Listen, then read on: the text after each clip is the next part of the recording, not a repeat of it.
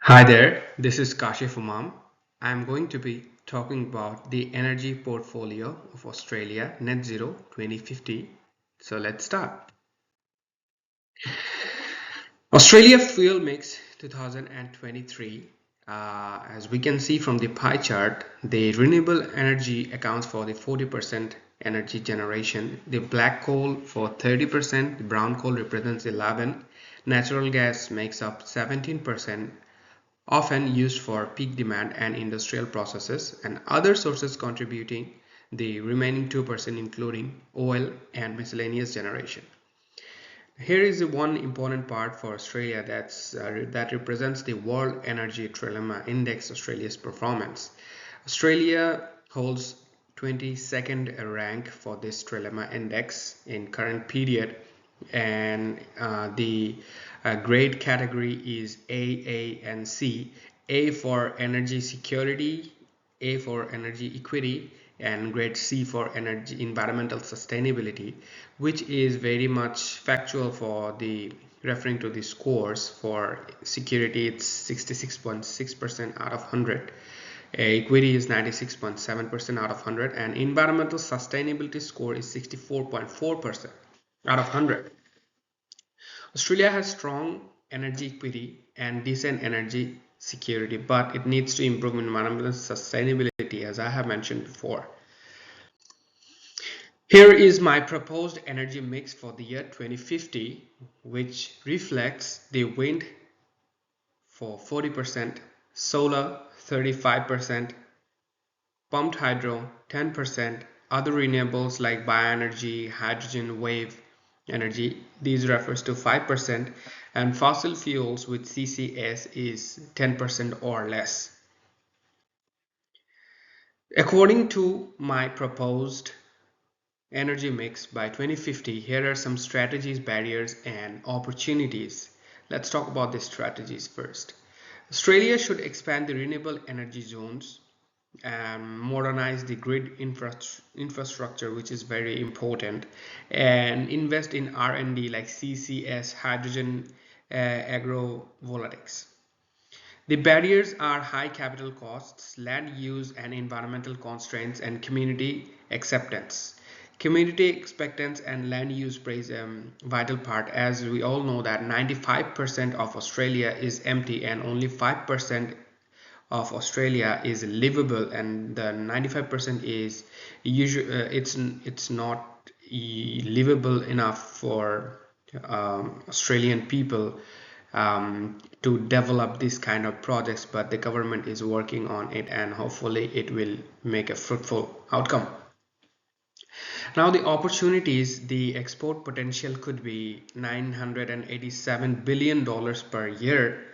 And as we know that Australia has a big portion of coal exporting to other countries, which upholds the economy, and some for tourism as well.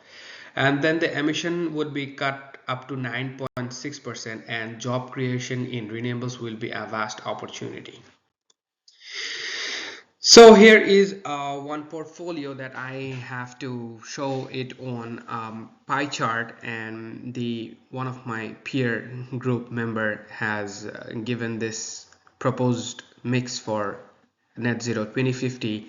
So he mentioned that the wind is contributing 30%, the rooftop solar 20%, utility solar 15, hydro 12%, bioenergy 5, pumped hydro 5, others 5, and coal is less than 5%.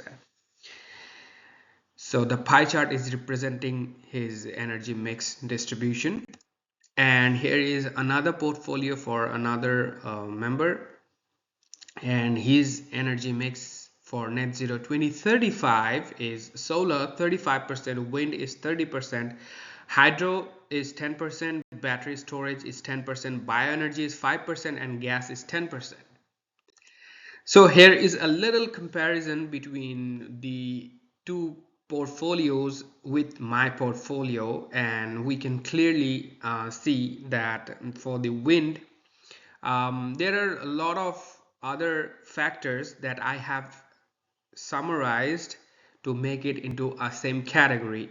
just like wind, solar, hydro pumped, bioenergy, others, and fossil fuels.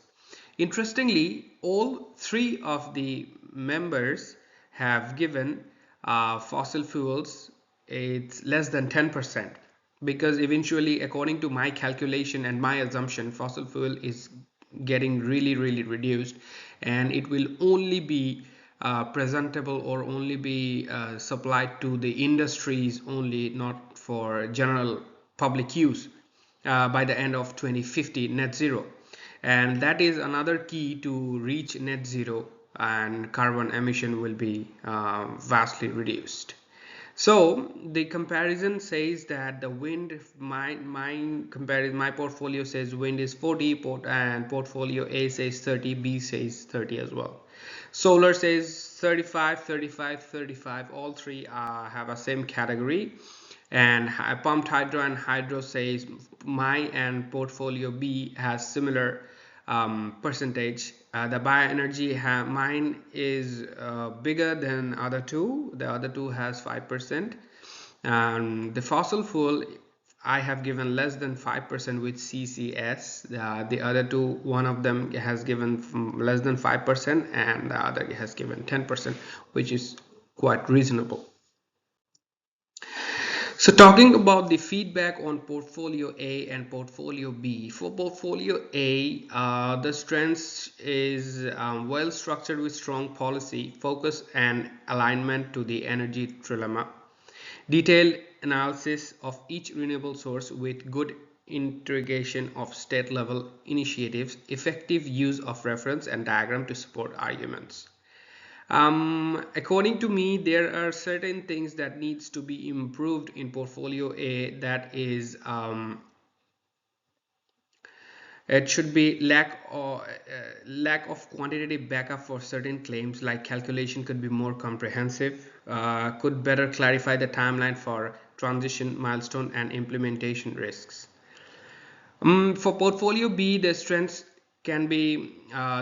are strong visual presentation and concise structure, include a national implementation plan with timeline and policy suggestions, and good international benchmarking and discussion of export potential. And the areas of improvement are emission modeling and trilemma evaluation, were more high level and less detailed, could include more state specific case studies or calculation for balance. So the reflection, at the beginning I expected to mostly study different energy types, but I quickly realized that good energy planning also involves cost policy and environmental thinking. The challenges I faced, it was sometimes hard to find reliable data, do proper calculation, and keep everything clear without being too complex. Skill I gained, learned how to build a realistic future energy plan, understood how social, technical, and environmental parts all connect, got better at breaking down big ideas into simpler terms. And from peer reports, reviewing their work helped me compare different approaches and improve the structure and logic of my own. And using Gen AI, I used it to summarize long reports, explain tough topics, and extract key numbers from journal articles. It saved time and helped me understand things quicker.